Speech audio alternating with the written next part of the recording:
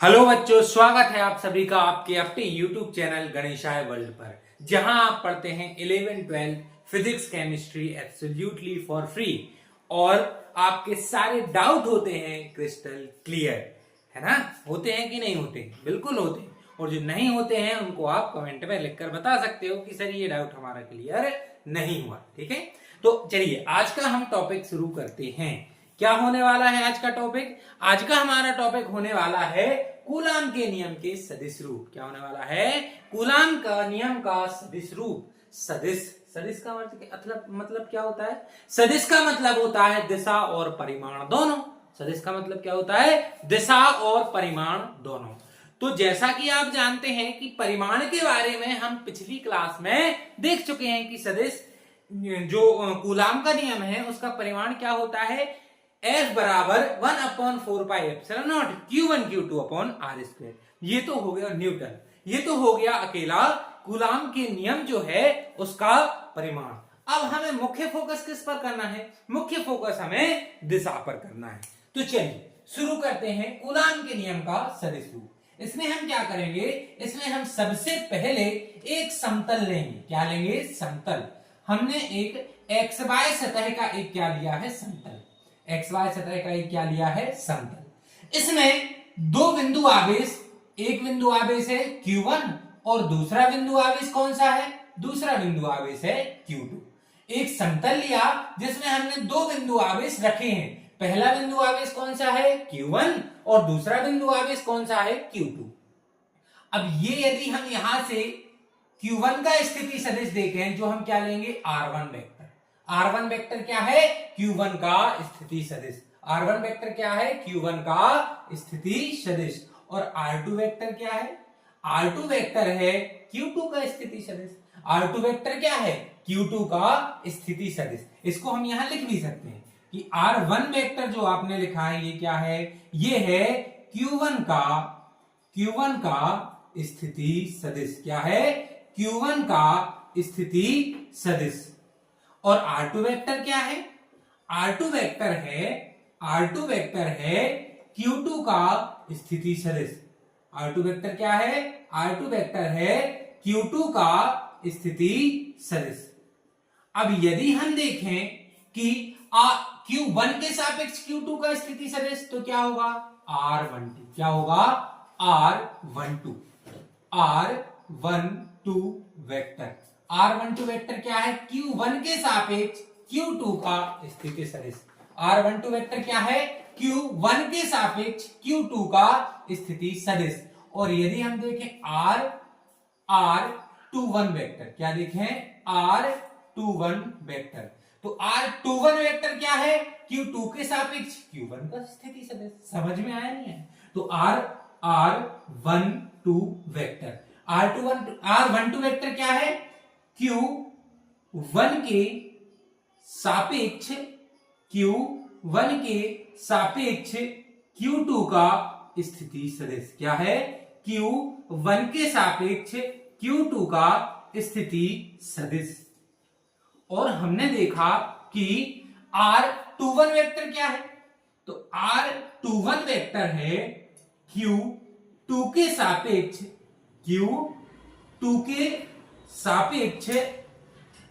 Q1 का स्थिति सदिश। ये आपकी 11th की पढ़ाई है, लेकिन फिर भी मैं आपको इतने डिटेल में समझा रहा हूं कि 11th में यदि आपने बहुत अच्छे से नहीं भी पढ़ा होगा तो ये आपको पूरी जो इमेज है वो क्रिस्टल क्लियर हो रही होगी कि कौन किसके सापेक्ष स्थिति सदिश है। स्थिति सदिश क्या बतलाता है? दिशा बतलाता है। क्या बतलाता है? दिशा। एक बार फिर से देखें, R1 वेक्टर क्या है? Q1 का स्थिति सदिश। R2 वेक्टर क्या है? Q2 का स्थिति सदिश। R12 वेक्टर क्या है? Q1 के सापेक्ष Q2 का स्थिति सदिश। और R21 वेक्टर क्या है? Q2 के सापेक्ष Q1 का स्थिति सदिश। अब मान के चलो ये दोनों कैसे हैं? ये दोनों एकांक धनावेशित हैं। कैसे हैं? दोनों एकांक धनावेशित हैं। और धनावेशों में कौन सा बल लगता है? धनावेशों में प्रतिकर्षण बल लगता है। ये तो आप जानते हैं। जो विपरीत आवेश होते हैं उनमें कौन सा बल लगता है? आकर्षण बल। और जो एक समान आवेश होते हैं उनमें कौन सा लगता है? जो विपरीत आवेश होते हैं उनमें लगता है आकर्षण बल। और जो एक समान आवेश होते हैं उनमें कौन सा लगता है? प्रतिकर्षण बल। तो Q1 Q2 इन दोनों में कैसा लगेगा? प्रतिकर्षण बल। किस पर लग रहा है? किस पर लग रहा है? F2 पर लग रहा है। किस पर लग रहा है? F2 पर लग रहा है। किसके कारण लग रहा है? Q1 के कारण लग रहा है। F21 किस पर लग रहा है? Q2 पर लग रहा है। और 1 किसके कारण लग रहा है? Q1 के कारण लग रहा है। अब यदि हम ये देखें, ये दिशा किसकी होगी? ये होगा F12 वेक्टर। क्या होगा? F12 vector. F12 वेक्टर मतलब F1 पर किस पर लग रहा है? F1 पर। किसके कारण लग रहा है? 2 के कारण। किस पर लग रहा है? Q1 पर। किसके कारण लग रहा है? Q2 के कारण। समझ में आया? फिर से एक बार देखते हैं। R1 वेक्टर क्या है?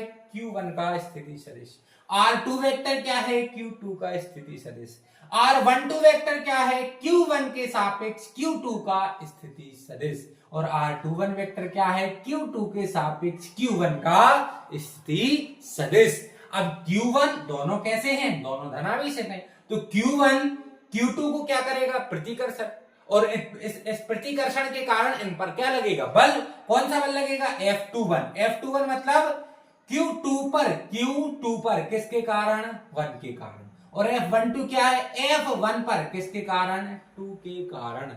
क्लियर है? यहां तक आपको सारी इमेज क्लियर हुई कि नहीं हुई? बिल्कुल जरूर हो गई होगी। और यदि नहीं हुई है तो आप टाइम स्टैम्प लगाकर और एक कमेंट लिख सकते हैं कि सर हमें यहां समझ में नहीं आया है, हमें प्लीज समझा दीजिए, तो हम उसको समझा देंगे। अब देखो Q1 पर, किस पर? Q1 पर Q2 के कारण। Q1 पर Q2 के कारण लगने वाला बल, लगने वाला बल किस पर लग रहा है? Q1। किसके कारण? Q2। क्या लिखेंगे? F12। क्या लिखेंगे? F12। कितना होता है? कूलाम के नियम से। कितना होता है? कूलाम के नियम से 1/4 pi epsilon not Q1 Q2 upon. अब F12 पर लग रहा ना, यहां लग रहा, तो इसका स्थिति सदिश क्या है? R21। Q1 का स्थिति सदिश क्या है? R21। किसके सापेक्ष? Q2 के सापेक्ष।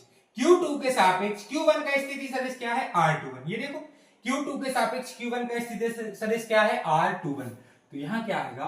R21। अच्छा, ये तो हो गई इसका क्या? परिमाण। अब हमें क्या बतलाना है? इसकी दिशा। क्या बतलाना है? दिशा।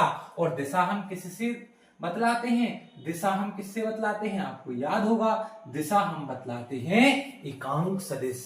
किससे बतलाते हैं? एकांक सदिश यूनिट वेक्टर। पढ़ा 11th क्लास? याद आ रहा? कुछ नहीं आ रहा? चलो फिर भी मैं समझा दे रहा। यूनिट वेक्टर क्या होता है? आपने पढ़ा होगा कि जो एकांक सदिश होता है वो सिर्फ क्या बतलाता है? दिशा बतलाता है। क्या बतलाता है? दिशा। आपने पढ़ा होगा ना कि ए कैप बराबर में ए का वेक्टर अपॉन में ए का परिमाण मतलब मोड ए। और यही क्या होता था हमारा? यही क्या होता था? यही होता था हमारा एकांक सदिश यूनिट वेक्टर। और यूनिट वेक्टर का काम क्या होता है? यूनिट वेक्टर का काम होता है दिशा बतलाना। क्या बतलाना? दिशा। कभी भी यूनिट वेक्टर परिमाण नहीं बतलाता, सिर्फ क्या बतलाता है? सिर्फ दिशा बतलाता है। तो ये तो हो गया इसका परिमाण। और ये R12 कैप क्या बतला रहा है? R12 कैप बतला रहा है क्या? दिशा। इसीलिए ये कैसा रूप है? इसीलिए ये सदिश रूप है। क्लियर है? समझ में आया? ये आपने शायद 11th में पढ़ा होगा। अब एक साल पढ़े हो गए हैं, भूल गए होंगे, तो इसीलिए मैंने आपको एक बार फिर से क्या कराया है? रिकैप कराया है। तो ये क्या हुआ? F12 Q1 पर Q2 के कारण लगने वाला बल कौन सा? F12 1/4 pi epsilon not Q1 Q2 upon में क्या आता? R square. क्या आता है? R square. यहां ये क्या आएगा? R21 का स्क्वायर। क्या आएगा? R21 का स्क्वायर। क्लियर हुआ? और ये क्या बतला देगा? ये हमें दिशा बतला देगा। अब यदि हम यहां से R21 निकालें, क्या निकालें? R21 का कैप। तो यदि हम R21 का कैप निकालते हैं तो R21 का कैप कितना आता है? R21 का कैप आएगा वेक्टर R21 अपॉन में मॉड R21। क्या आएगा? वेक्टर R21 अपॉन में मॉड R21। क्योंकि एकांक सदिश क्या होता है? उसकी दिशा अपॉन में उसका क्या? परिमाण। क्लियर हुआ? अब देखें यदि हम, तो हमारा sorry F12 is equal to क्या आ जाएगा 1/4 pi epsilon not Q1 Q2 upon में R21 का स्क्वायर और R12 कैप की जगह क्या आएगा R21 का वेक्टर अपॉन में R21। अब यहां R21 का क्या है स्क्वायर और यहां पर क्या है R21 एक और, तो F12 इज इक्वल टू क्या आ जाएगा 1/4 pi epsilon not Q1 Q2। यहां कितने की घात 2 की, यहां कुछ नहीं मतलब कितने की घात 1 की, तो आधार समान घातें क्या हो जाएंगी जुड़ जाएंगी, तो R21 पर कितने की घात हो जाएगी 3 की और R21 ये आ जाएगा इसका वेक्टर। तो F12 क्या आया 1/4 pi epsilon not Q1 Q2 upon R21 पर कितने की घात आ गई 3 की और R21 वेक्टर। इसको हम यदि नाम दे दें समीकरण नंबर 1, इसको क्या नाम दे दें यदि हम समीकरण नंबर 1। अब हम क्या देखें, अब हम देखते हैं Q2 के कारण Q1 पर लगने वाला बल। अब हम क्या देखते हैं Q2 के कारण Q1 पर लगने वाला बल,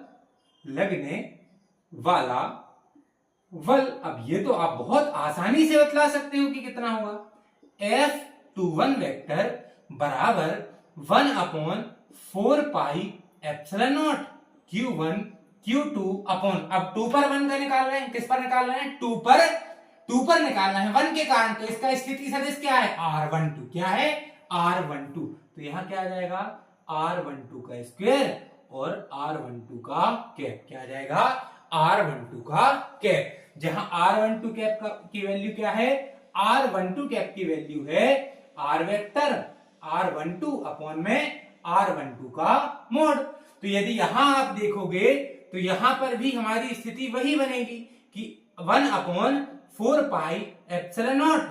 अब Q1 Q2, अब देखो यहां 2 की घात और यहां एक और घात, तो यहां पर भी R12 पर कितने की घात आ जाएगी 3 की और R12 का वेक्टर, इसे हम क्या कहेंगे ये हो गया हमारा समीकरण नंबर 2।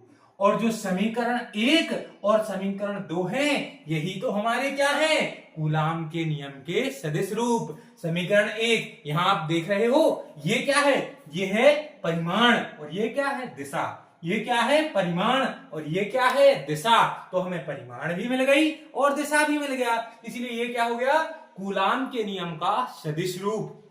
समझ में आया, बहुत ही सिंपल और आसान तरीके से मैंने आपको कूलाम के नियम का सदिश रूप समझाने का प्रयास किया है, जो कि एग्जाम की दृष्टि से क्या होता है बेटा बहुत ही महत्वपूर्ण होता है। उम्मीद है कि आपको ये अवश्य ही समझ में आया होगा। तो अब हम क्या करते हैं, अब कूलाम के नियम की कुछ सीमाएं हैं जो आपसे 2 या 3 नंबर में पूछी जा सकती हैं। यदि 2 नंबर में पूछी हैं 2 सीमाएं लिख दो, 3 नंबर में आती हैं तो 3 सीमाएं लिख दो, 2 नंबर में भी 3 सीमाएं लिख सकते हो।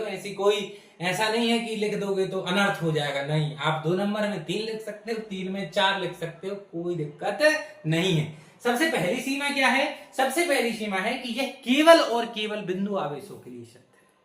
केवल और केवल किन के लिए सत्य है, बिंदु आवेश, बहुत बड़े आवेशों के लिए ये सत्य नहीं है। बिंदु आवेश कौन से आवेश होते हैं, बिंदु आवेश वह आवेश होते हैं जिनका आकार उनके द्वारा तय की गई दूरी की तुलना में बहुत छोटा होता है। जैसे कार है, कार बहुत छोटी होती है, दूरी बहुत ज्यादा तय करती है, तो वो एक प्रकार की क्या हो गई बिंदु आवेश। क्लियर हुआ कि नहीं हुआ, तो बिंदु यह केवल किन के लिए सत्य है, बिंदु आवेशों के लिए। बहुत बड़ा आवेश होगा तो उसके लिए ये सत्य नहीं है। दूसरा, यह केवल स्थिर, इसका नाम ही है, क्या नाम है इसका, कूलाम का स्थिर वैद्युतिकी का नियम, स्थिर वैद्युतिकी। यह अब हम पढ़ ही क्या रहे हैं, स्थिर वैद्युतिकी, तो यह किसके लिए सत्य होगा, यह केवल और केवल स्थिर आवेश। यदि कोई गतिमान आवेश है, कोई आवेश गति कर रहा है, तो उस पर आप कूलाम का नियम नहीं लगा सकते, आपको गलत गणना मिलेगी।